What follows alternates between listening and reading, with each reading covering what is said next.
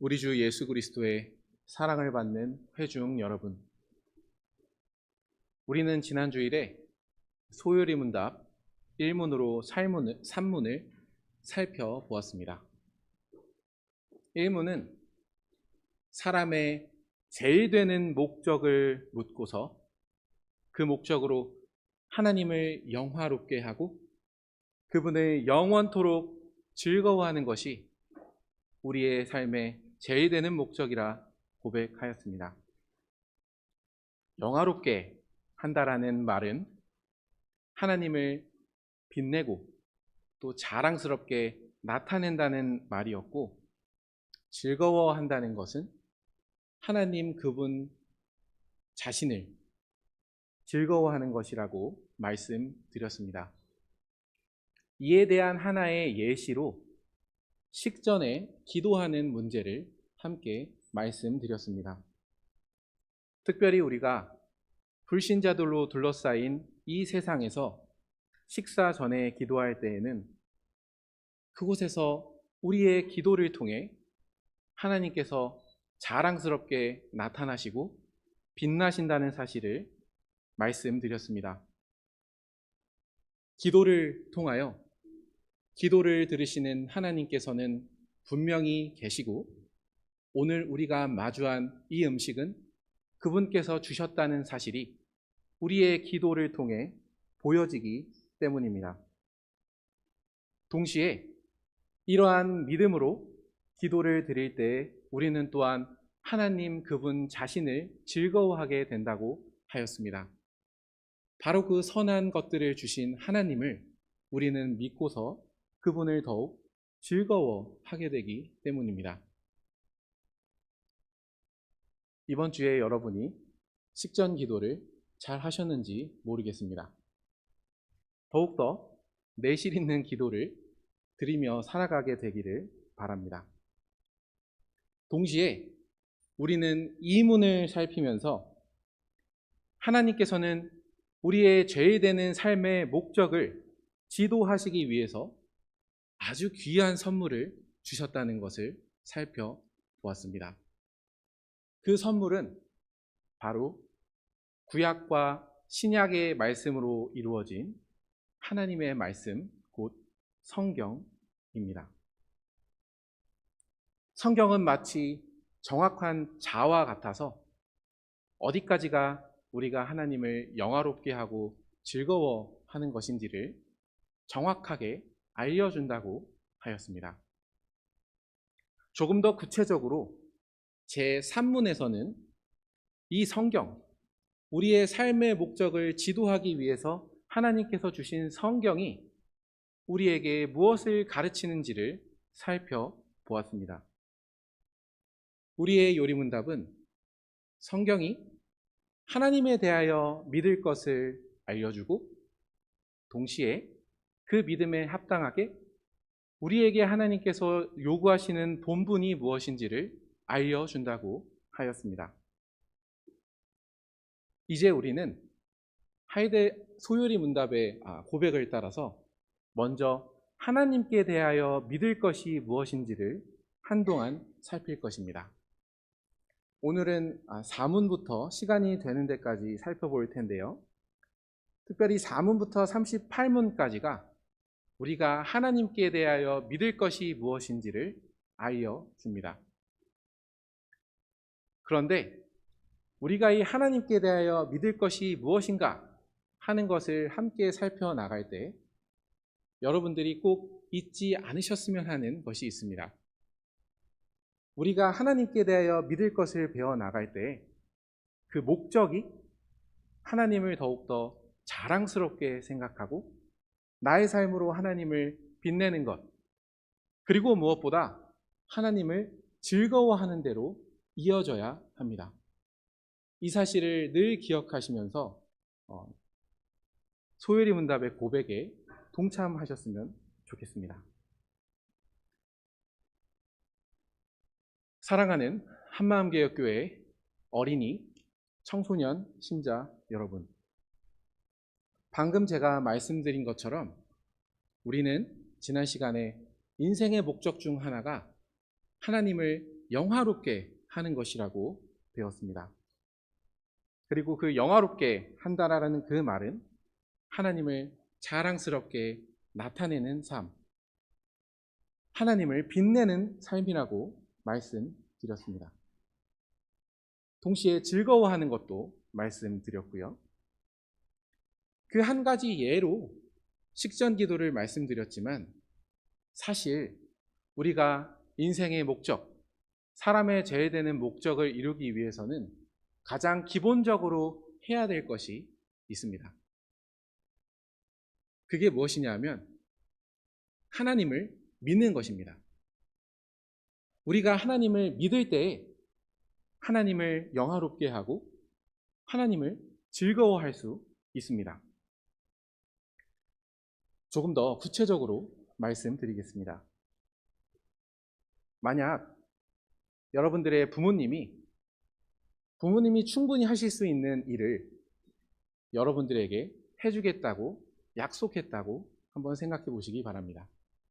자기가 원하는 것을 사주겠다고 부모님이 약속을 했다고 생각을 하셔도 좋습니다. 그런데 여러분이 이렇게 이야기하는 것입니다. 우리 부모님은 사실 그걸 해줄 능력이 없어 라고 생각하면서 부모님이 한 말을 믿지 못하는 것입니다. 그럴 때만큼 부모님을 수치스럽게 할 때가 없고 부모님을 모욕하는 일이 없습니다. 그런데 반대로 내 마음에 조금 의심이 있더라도 저 부모님이 진짜 해줄 수 있을까? 라는 그런 약간의 의심이 들더라도 이제까지 나를 돌봐주신 부모님을 생각할 때 부모님은 그 약속을 꼭 지켜주실 거야 라고 믿을 때 그만큼 여러분의 부모님을 빛나게 하고 자랑하는 일도 없습니다. 바로 이와 비슷하게 우리가 하나님의 말씀에 따라서 하나님을 믿을 때 하나님이 빛나시고 우리가 하나님을 자랑하는 자리로 나아갈 수 있습니다. 오늘 우리가 읽은 본문은 사실 여러분이 어린이 성경에서 아마도 잘 배우셨을 아브라함에 대한 이야기입니다. 여러분들이 우리 교회 안에서 새로 태어난 아기들을 많이 좋아하고 귀여워하는 것을 제가 보았는데요. 그런데 그 아기를 낳기 위해서는 사실 일정 나이가 지나면 안 됩니다. 다시 말씀드리면 할아버지가 된 상태에서 할머니가 된 상태에서는 일반적으로 그 귀여운 아기를 낳을 수는 없습니다. 그때는 이미 몸의 힘이 다 소진되었기 때문입니다. 그런데 희한하게 오늘 100세가 된 아브라함 할아버지는 자기가 아기를 낳을 수 있다고 굳게 믿었습니다. 그런데 이 아기는 단순한 아기가 아니었습니다.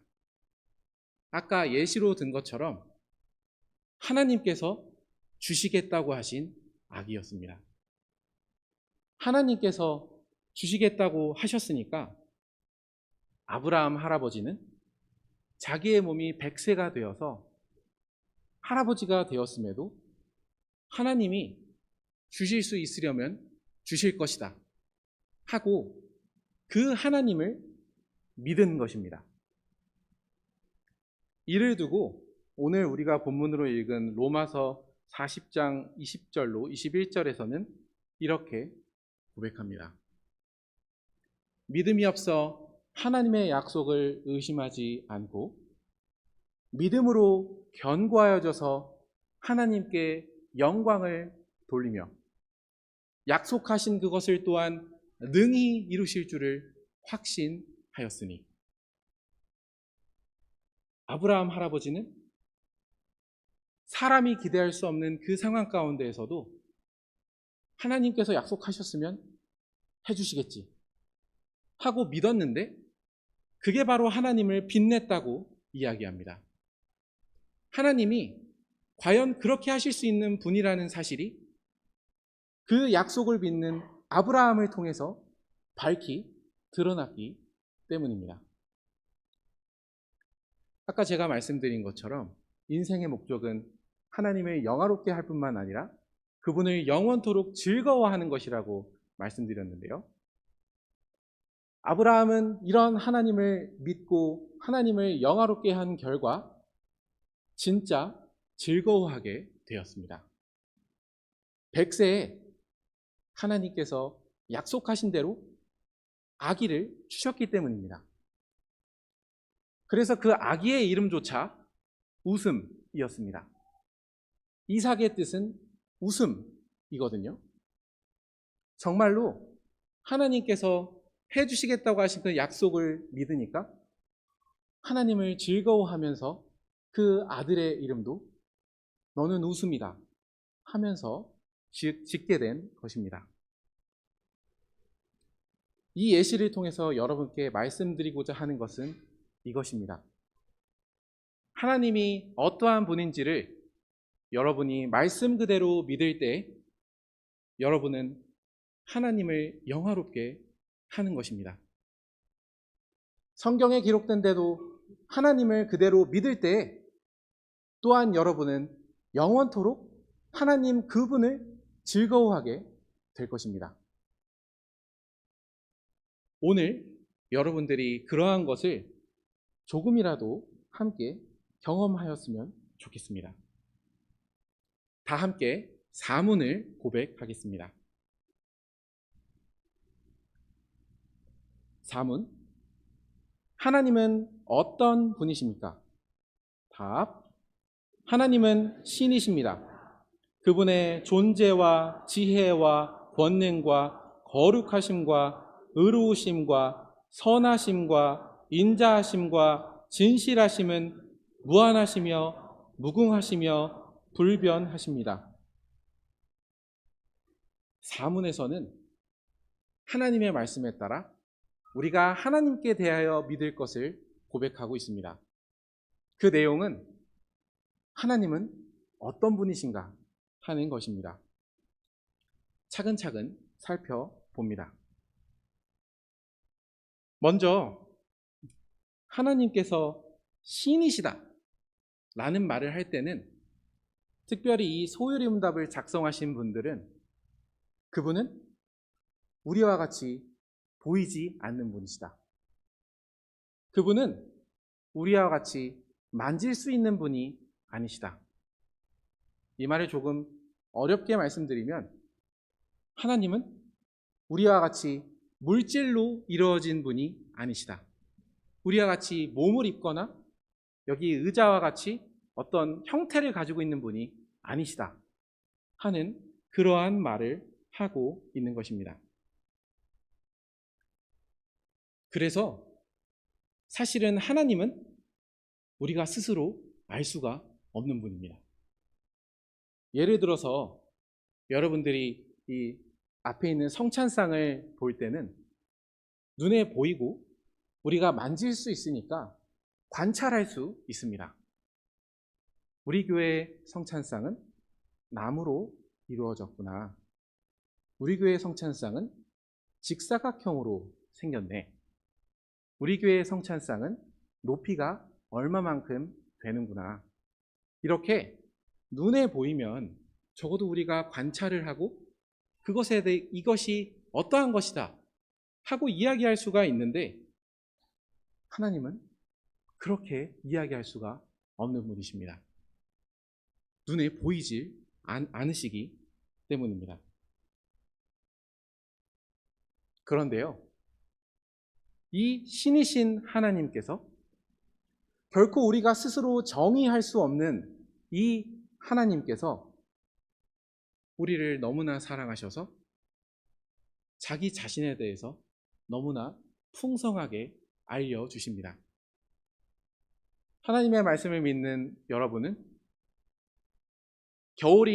우리가 겨울 한가운데로 이제 가고 있는데 계절이 바뀔 때마다 하나님께서 오늘도 하나님께서 지으신 이 세계를 돌보아 주시는구나. 그래서 때에 따라 계절도 바꿔주시는구나.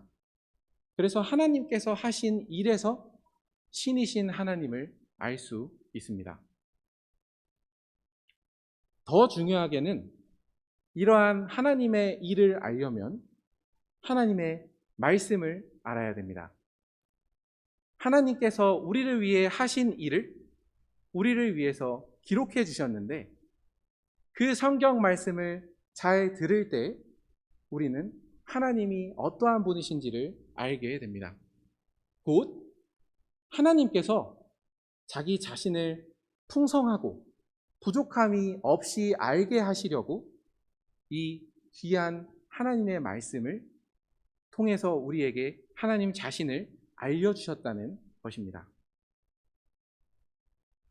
그러니 우리는 하나님에 대해서 이 하나님의 말씀을 통해서 하나라도 알게 되면 그것을 당연한 것이라고 생각해서는 안 됩니다. 본래 우리 스스로는 하나님을 알 수가 없기 때문입니다. 그러나 그러한 하나님께서 우리를 너무나도 사랑하시고 또한 자기를 알리고자 하셨기 때문에 하나님께서는 나는 이렇다 하고 알려주시는 것이기 때문입니다. 그러한 것을 하나라도 알 때에 하나님께서 나에게 은혜를 베푸셔서 하나님에 대해서 알게 하시는구나 라는 마음을 갖는 것이 참으로 좋습니다. 사문을 가만히 보시면은 우리는 이제 겨우 첫 문장을 읽었을 뿐입니다. 하나님은 신이십니다. 그 이후에 그분이 어떠한 분이신지를 8가지로 이야기합니다. 우리가 이러한 하나님을 다 알 수는 없겠지만 하나님의 말씀에 따라서 하나님은 이런 분이십니다 하고 말하는 데까지 말해 보는 것입니다. 우리가 이 8번에 걸쳐서 하나님은 어떤 분이시다 하는 것을 살피기 이전에 그것은 짧지 않은 여정이 될 텐데요. 그 전에 준비 운동을 하면 좋겠습니다. 사문의 답을 보시면 두 번째 문장의 마지막은 이렇게 끝납니다. 무한하시며 무궁하시며 불변하십니다. 이 말은 앞에 있는 모든 것이 무한하고 무궁하고 불변한다는 뜻입니다. 존재도 무한하고 무궁하고 불변하고 끝에 있는 진실하심도 무한하고 무궁하고 불변한다는 뜻입니다. 그러면 중요한 것은 무한하고 무궁하고 불변한다는 뜻이 무엇인지를 알아야 할 것입니다. 먼저 무한하다는 것은 공간적인 개념입니다.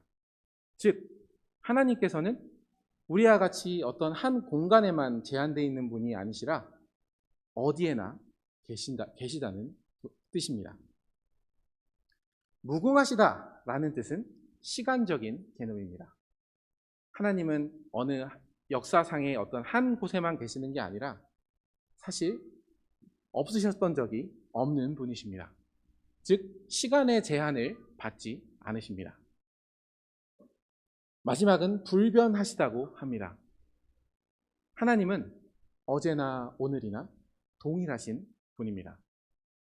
바로 하나님께서 이렇게 불변하시는 분이시기 때문에 우리가 수천 년 전에 구약 말씀을 읽어도 하나님의 말씀으로 들을 수 있는 것입니다. 그때에 어떤 일을 하셨던 하나님께서 오늘도 변함없이 우리의 하나님이 되어주시기 때문입니다. 이렇게 무한하시며 무궁하시며 불변하시다라는 뜻을 우리가 알았으니까 하나님께서 어떤 분이신지 하나하나 또 때로는 조금 묶어서 하나씩 살펴보면 좋을 것 같습니다. 다시 한번 말씀드리면 하나님을 믿을 때 우리는 하나님을 빛낼 수 있고 무엇보다 우리는 하나님을 즐거워하게 됩니다. 다 그런 자리로 나아가기를 원합니다.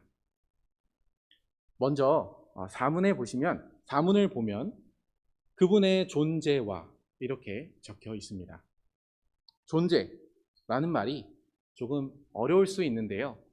가장 쉽게 말씀드리면 있다라는 뜻입니다. 하나님은 계십니다. 그런데 이 하나님께서는 우리와 같이 일정 기간은 없었던 적이 없으십니다. 언제나 하나님께서는 계셨고, 또 하나님께서는 누군가에 의해 자신의 삶을 부여받지도 않았습니다. 쉽게 말씀드리면 하나님은 스스로 계신 분입니다. 하나님은 분명 계십니다. 그런데 이게 나랑 무슨 상관이지?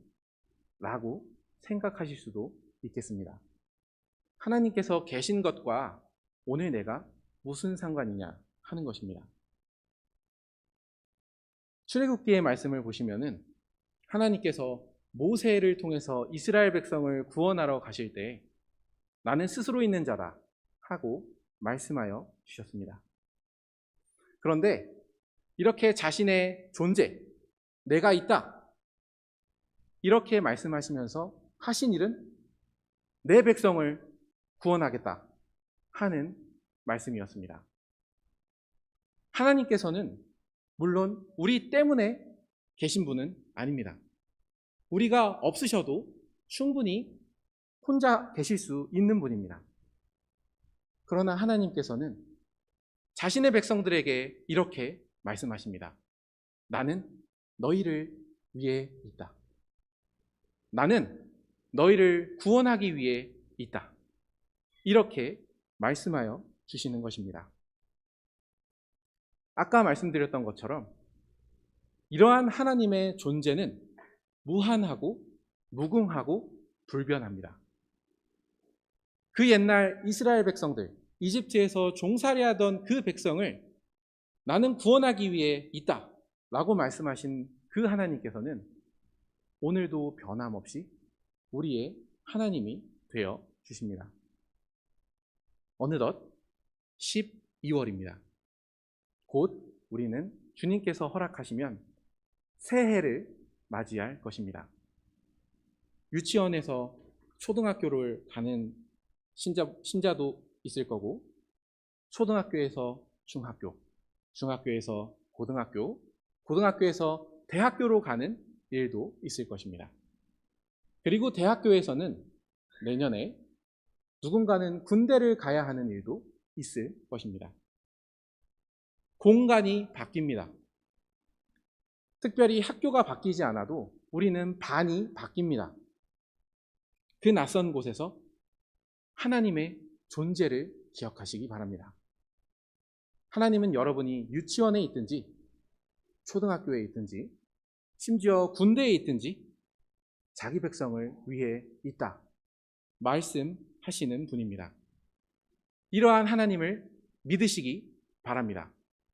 그럴 때 여러분은 또한 그 낯선 환경에서도 하나님께서 계시다라는 그 사실로 인해서 하나님 그분 자체를 즐거워하게 될 것입니다. 다음으로 지혜가 나옵니다. 하나님의 지혜는 무한하고 무궁하고 불변하시다 하고 고백하는 것입니다. 하나님의 지혜, 어떠한 일을 굉장히 현명하게 할 수 있는 것, 이러한 지혜를 말할 때에는 여러 가지로 성경은 말합니다. 하나님께서 지으신 이 세계, 이 정교한 세계를 바라보면서 하나님은 참으로 지혜로운 분이시구나 라고 성경은 이야기하기도 하고, 무엇보다 다른 한편으로는 하나님께서 자기 백성을 구원하시는 방법을 두고 하나님은 참 지혜로우시네 라고 성경은 이야기하기도 합니다. 가장 대표적인 게 십자가의 지혜일 것입니다. 예수님을 대적했던 그 모든 원수들이 예수님을 이겼다고 생각한 바로 그 순간, 곧 예수님께서 십자가 위에서 죽으셨던 바로 그때에 예수님께서는 승리하셨습니다. 우리는 이러한 방식을 사람으로는 스스로 상상조차 할 수 없습니다.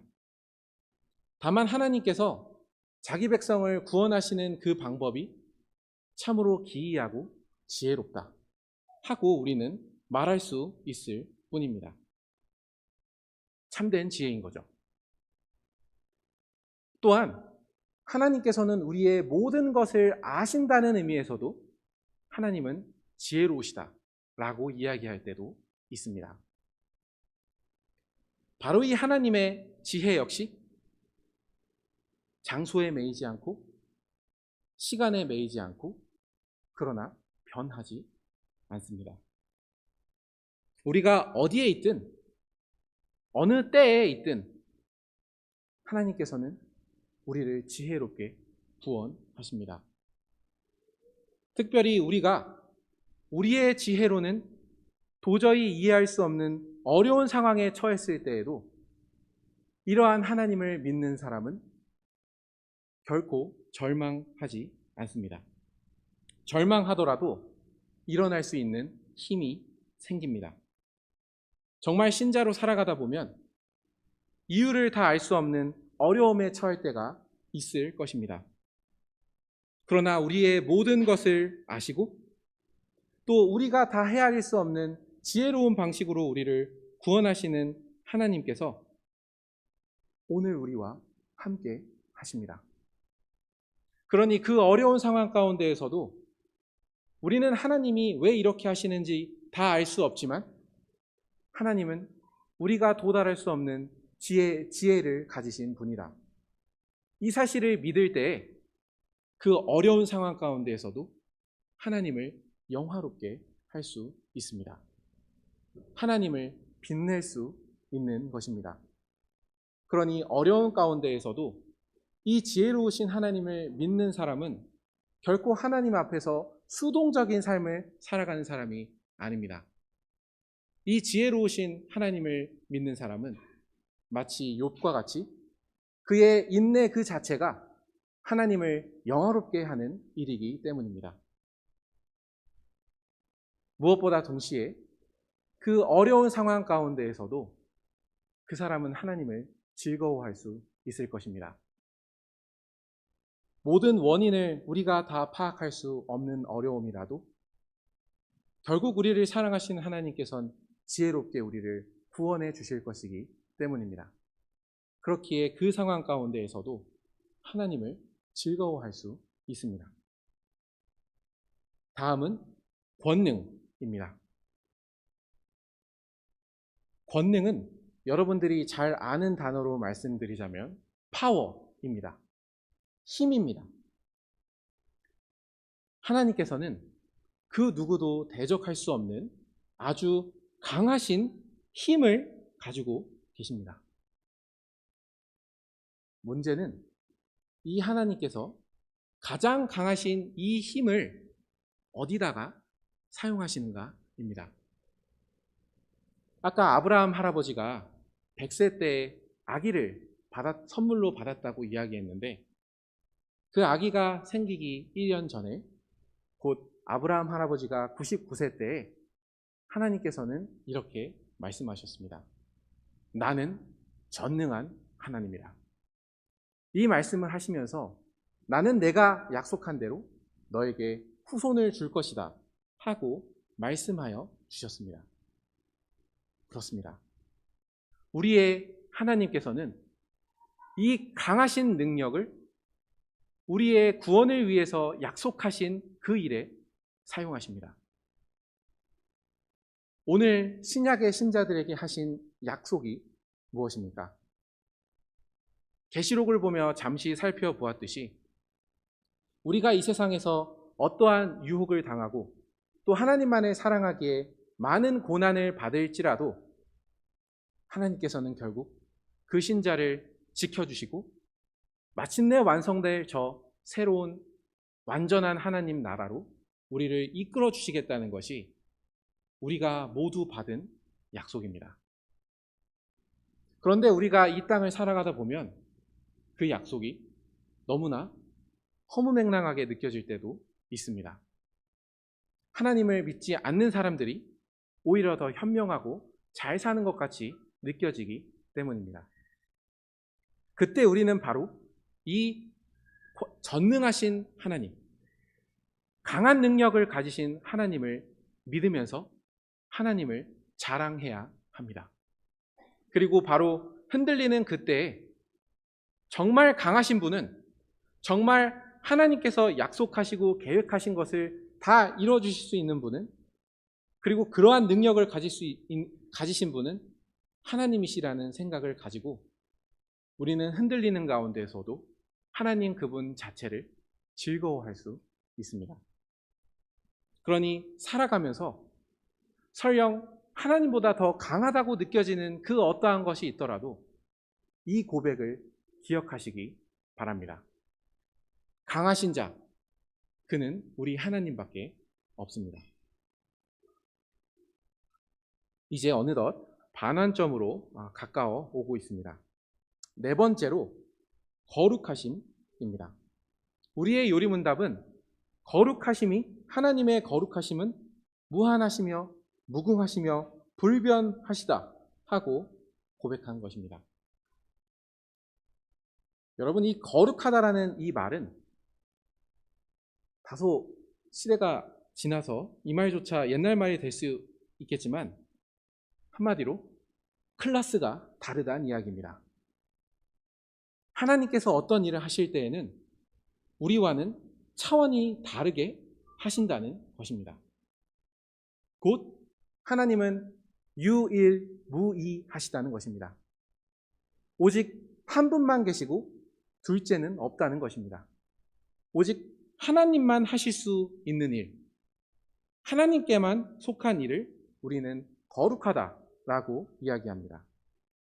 그래서 구별되다라는 말도 사용할 수 있는 것입니다. 하나님은 하나님께서만 하실 수 있는 일을 통해서 자신을 구별하시니까요. 모든 피조물과요. 중요한 것은 이것입니다. 그렇다면 이 거룩하신 하나님께서 하시는 일이 무엇일까요? 이사야서에서는 이렇게 전합니다. 지극히 존귀하며 영원히 거하시며 거룩하다 이름하는 이가 이와 같이 말씀하시되 내가 높고 거룩한 곳에 있으며, 이 부분이 중요합니다. 또한 통회하고 마음이 겸손한 자와 함께 있나니 이는 겸손한 자의 영을 소생시키며 통회하는 자의 마음을 소생시키려 함이니라. 이사야서 57장 15절의 말씀입니다. 하나님께서 거룩하시면 우리와 멀리 떨어져서 구별되어 계실 것 같은데, 하나님께서는 하나님의 거룩하심을 닮아서 자신의 죄를 슬퍼하는 사람과 함께 하십니다. 그리고 그들의 슬픈 마음을 다시 일으켜 주십니다. 이것이 거룩하신 주님께서 하시는 일입니다. 사람이라면 자신에게 악한 일을 행한 사람, 그것도 반복해서 행한 사람이 진정으로 회개하며 돌아온다고 하더라도 그 사람을 용서할 수 있는 능력은 없습니다. 더 중요하게는 그 사람을 새 사람으로 만들 수는 없습니다. 그러나 이사야서의 말씀은 전합니다. 거룩하신 하나님, 그 하나님께서 하나님만 하실 수 있는 일이 무엇인가 하면 그렇게 죄 많은 사람과 함께 하시며 그 사람의 용서를 받아주시면서 그 사람을 새 사람으로 만들어주시는 게 하나님만 하실 수 있는 일이라 이야기하고 있습니다. 그것이 바로 거룩하신 하나님께서 하시는 일입니다. 그러니 남아있는 죄와 연약함과 싸우고 있는 우리는 이 하나님께서 거룩하시다 하는 이 사실 앞에서 하나님을 찬양하게 됩니다.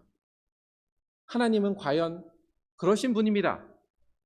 아멘 하면서 하나님을 자랑스럽게 고백하면서 그분을 즐거워할 수 있습니다. 이것이 하나님께서 거룩하신 분이다. 그분의 거룩하심은 무한하시며 무궁하시며 불변하시다 하는 이 고백 앞에서 우리가 또한 인생의 목적을 누리는 방법입니다. 이제까지 하나하나 살펴서 왔는데요. 이제는 의로우심과 선하심과 인자하심을 함께 말씀드리겠습니다. 하나님은 의로우시다라고 고백할 때 우리 소요리문답을 고백한 선조들은 공평하다라는 뜻과 비슷하게 이 말을 사용했습니다. 이 세상의 재판관들은 때때로 자기에게 좋은 일을 해준 사람, 뇌물을 해준 사람을 위해서 죄 지은 사람이 마땅히 받아야 될 형벌을 덜 내리거나 내리지 않기도 합니다. 공평하지 않고 불의한 재판장입니다.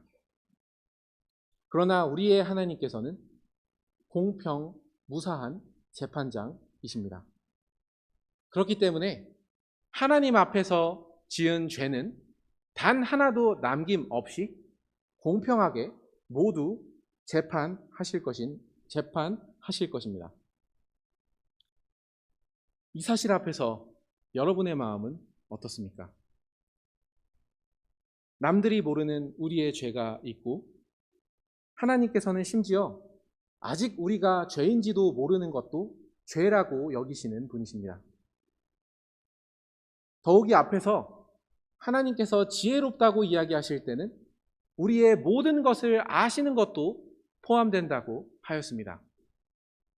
이러한 재판장을 마주할 때 우리가 하나님은 의로우시다 하는 이러한 고백을 마주할 때 우리의 마음은 즐겁기보단 떨립니다. 그러나 동시에 우리의 요리문답은 하나님은 의로우실 뿐만 아니라 선하시고 인자하시다 라고 이야기합니다. 선하다 라는 말은 하나님께서 지으신 피조물을 언제나 좋게 대하시는 것입니다. 악인과 선인에게 해와 비를 내려주시는 그 하나님, 그분이 선하신 우리의 아버지 아니십니까? 인자하시다라는 것은 약속을 신실하게 지켜주시면서 보여주시는 사랑입니다. 특별히 새 언약에서 주님께서 우리에게 이렇게 약속하셨습니다. 내가 그들의 악행을 사하고 다시 그 죄를 기억하지 아니하리라. 인자하다라는 말은 바로 이러한 약속을 어떠한 일이 있더라도 지켜주시는 사랑입니다. 충돌이 일어났습니다. 우리는 죄인이기 때문에 공의로우신 하나님 앞에서 떱니다. 하지만 동시에 하나님은 선하시고 인자하시다라는 그 사실 앞에서 소망을 얻습니다. 하나님은 결코 나뉠 수 없이 한 분이신 하나님이십니다. 어떠한 경우에서든지 의로우신 하나님이심을 포기하지 않으시고 어떠한 경우에서도 선하고 인자하신 하나님이심을 포기하지 않으십니다. 이 긴장이 해결된 곳이 바로 십자가입니다. 공의로우신 그 하나님께서 우리의 죄를 모두 내리셨기 때문입니다. 그러나 그 대상이 당사자가 아니었습니다.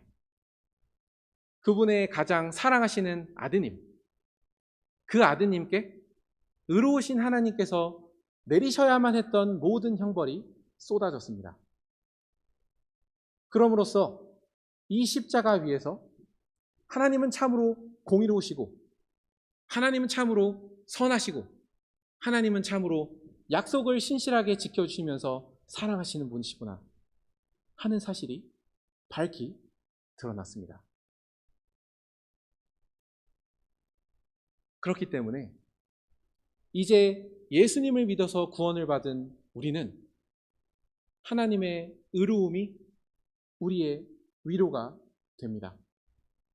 우리의 죄는 그리스도 안에서 다 덮여졌기 때문에 그리고 이제 우리는 죄를 뒤로하고 하나님을 향해서 살아가고 있기 때문에 오히려 우리는 죄를 용납하지 않는 하나님을 닮아가고 있기 때문입니다. 그렇기에 주님을 따르다가 부당하게 받는 모든 대우들을 또한 주님께서 공의롭게 심판하여 주실 것도 우리는 확신하게 됩니다. 하나님의 선하심과 인자하심 안에서 하나님의 의로우심은 이제 우리의 위로가 되었습니다. 그러니 우리가 하나님의 백성으로 살아가다가 곧 일상생활에서 하나님의 말씀에 순종하다가 당하는 어떠한 고난이라도 우리는 공의로우신 하나님과 선하시고 인자하신 하나님을 믿으면서 버텨낼 수 있습니다. 고난을 받는 그 상황 속에서도 의로우시고 선하시고 인자하신 하나님을 믿으며 하나님께 영광을 돌리고 동시에 그러한 하나님을 즐거워하면서 우리의 고난을 견뎌낼 수 있게 된 것입니다. 마지막은 하나님의 진실하심입니다. 여기서 진실하시다 하는 이 말은 거짓말하지 않으신다 하는 말입니다. 무엇에 대해서 거짓말하지 않으시냐 하면 우리를 위해서 하신 그 구원의 약속. 예를 들면 아까 새 언약 안에서 내가 너희의 모든 악행을 사하고 너희의 죄를 사하겠다 라고 하신 그 약속은 거짓말이 아니라는 것입니다. 그래서 우리는 하나님께서 하신 모든 말씀에 아멘 할 수 있습니다. 하나님께서 아멘, 곧 진실하신 분이시기 때문에 우리는 그분의 말씀을 믿으면서 그분의 말씀은 진실하기 때문에 우리가 잘 이해하지 못하고 우리의 현실과 괴리되더라도 이 말씀은 반드시 이루어진다 하는 그러한 믿음을 가지고 진실하신 하나님께 영광을 돌리며 그분을 즐거워할 수 있게 되는 것입니다. 아까 인자하다라는 이 말은 성경에서는 구원의 약속을 끝까지 이루어주시는 사랑이라고 말씀드렸는데 진실하다라는 말이 그래서 이 말과 같이 쓰입니다. 인자하심 안에도 어떠한 경우에서도 약속을 지켜주시는 진실함이 있기 때문에 인자와 진실은 사실상 동의어로 사용될 때가 많습니다. 그 예로 한 곳만 말씀드립니다. 우리에게 향하신 여호와의 인자하심이 크고 진실하심이 영원함이로다. 할렐루야. 시편 117편 2절의 말씀입니다. 주님께서 우리를 위해 하신 그 말씀은 진실합니다. 그러니 우리는 이러한 하나님께 영광을 돌리며 그분을 즐거워할 수 있는 것입니다. 사실 사람이 이렇게 나열되는 설명을 듣다 보면 조금 피곤하거나 조금 지루할 수 있는데요. 거꾸로 우리는 이렇게 하나님을 지루할 정도로 누릴 수 있는 사람입니다. 물론 지루함은 저의 부족 때문이겠지만 말씀드리고자 하는 것은 하나님을 풍성하게 아는 것은 정말로 하나님을 인정하고자 하고 그 말씀을 믿고자 하는 대로 들어갈 뿐만 아니라 하나님을 즐거워하는 대로 우리를 초청합니다. 하나님은 이렇게 풍성하게 나는 이런 하나님이다. 나는 존재와 지혜와 권능과 거룩함과 의로움과 선함과 인자함과 진실함이 무한하고 무궁하고 불변한 그러한 신이다 라고 말씀해 주시기 때문입니다. 이렇게 풍성한 신은 이 세상 어디에도 없습니다. 사람이 만든 신은 모두 거짓된 신들이겠지만 참된 신이신 하나님께서는 이렇게 풍성하게 자기의 어떠하심을 보여주시는 동시에 자기의 어떠함이 그 백성에게 충만한 위로와 격려가 된다는 사실을 알려주십니다. 그렇기에 우리는 기쁜 마음으로 오문을 고백하는 자리로 나아갑니다. 오문을 함께 고백하겠습니다. 시작. 하나님 한 분 네, 다시 하겠습니다. 네, 5문입니다. 시작. 하나님 한 분 외에 다른 하나님이 있습니까? 답. 오직 한 분 하나님, 살아계시고 참되신 하나님만 계십니다. 오직 한 분 하나님. 우리가 사문에서 풍성하게 살펴보았던 이 충만한 하나님, 이분은 오직 한 분밖에 없습니다. 우리가 1계명을 살피면서도 살펴보았듯이 하나님께서 한 분이시다, 하나님께서 유일하신 분이다 라는 뜻은 왜소하다는 뜻이 아닙니다.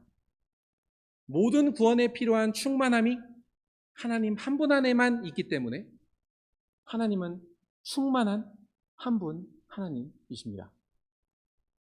그리고 더 큰 위로는 이러한 하나님께서 살아계시고 참되신 하나님이시라는 사실입니다.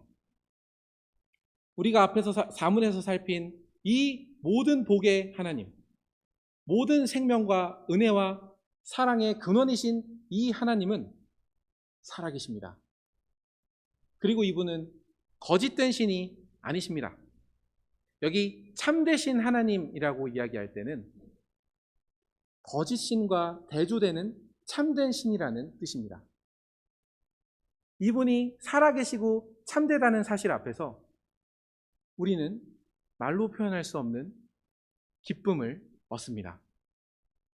그 존재를 우리를 향해서 가지고 계신 하나님, 우리를 구원하시기 위해서 그 놀라운 지혜를 사용하시는 하나님, 우리에게 하신 약속을 지켜주시기 위해서 그 강한 능력을 사용하시는 하나님, 사람이 기대할 수 없는 사랑으로 용서하시고 새로운 사람으로 만드시는 거룩하신 하나님, 죄를 용납하지 않으시지만 우리를 향한 선하심과 신실한 사랑으로 우리를 끝까지 포기하지 않고 사랑하시는 하나님, 그 진실한 사랑의 하나님이 바로 오직 한 분이시고 바로 이 하나님께서 살아계시고 참되신 하나님이라는 사실 앞에서 우리는 하나님을 정말로 믿고자 하고 그분께 영광을 돌리면서 즐거워하는 자리로 나아가는 것입니다.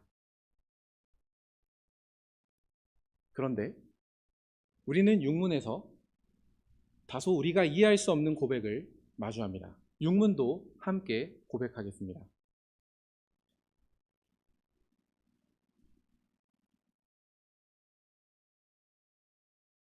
육문 시작. 하나님의 신격에는 몇 위가 계십니까? 답. 하나님의 신격에는 성부, 성자, 성신, 삼위가 계십니다. 이 삼위는 한 하나님이며 본질이 동일하고 권능과 영광이 동등하십니다.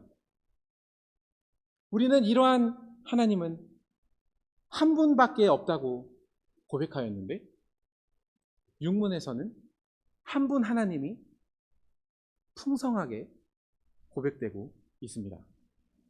여기 하나님의 신격에는 성부, 성자, 성신, 삼위가 계시다는 조금 어려운 말이 사용되고 있습니다.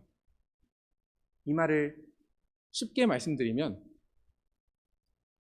성부도 하나님이시고 성자도 하나님이시고 성신도 하나님이라는 뜻입니다. 성부 하나님은 성자 하나님이 아닙니다.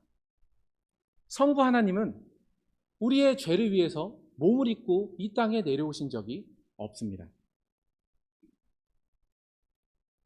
성신 하나님은 성자 하나님이 아닙니다.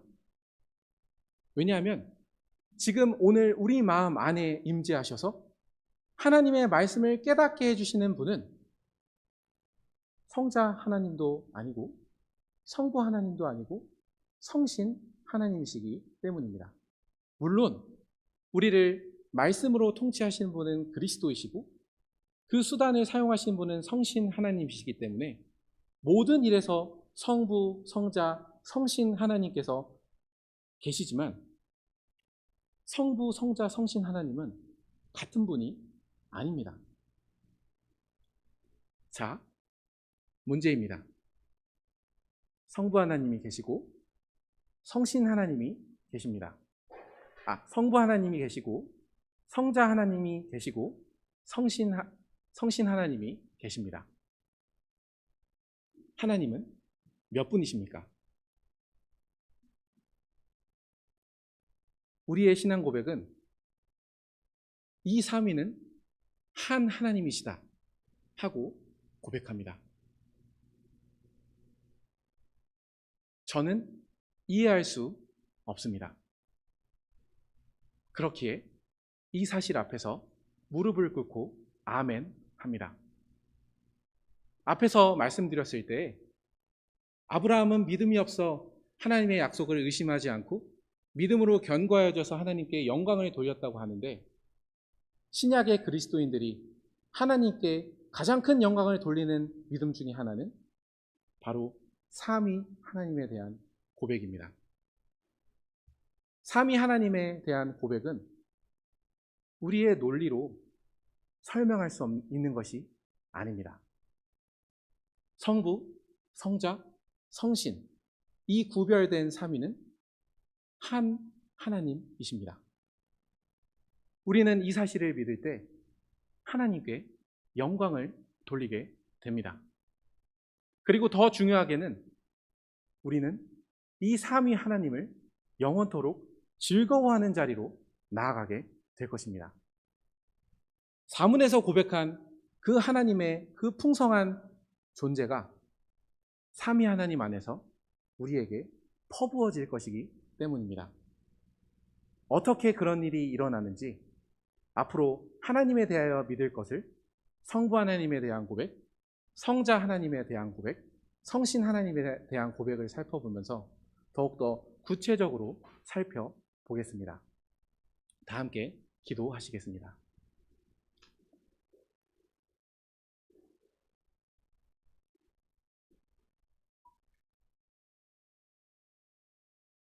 하늘에 계신 아버지, 오늘 성경의 복음을 잘 요약한 이 신앙 고백을 따라서 하나님께서 어떤 분이신지 저희에게 알려주시니 감사드립니다.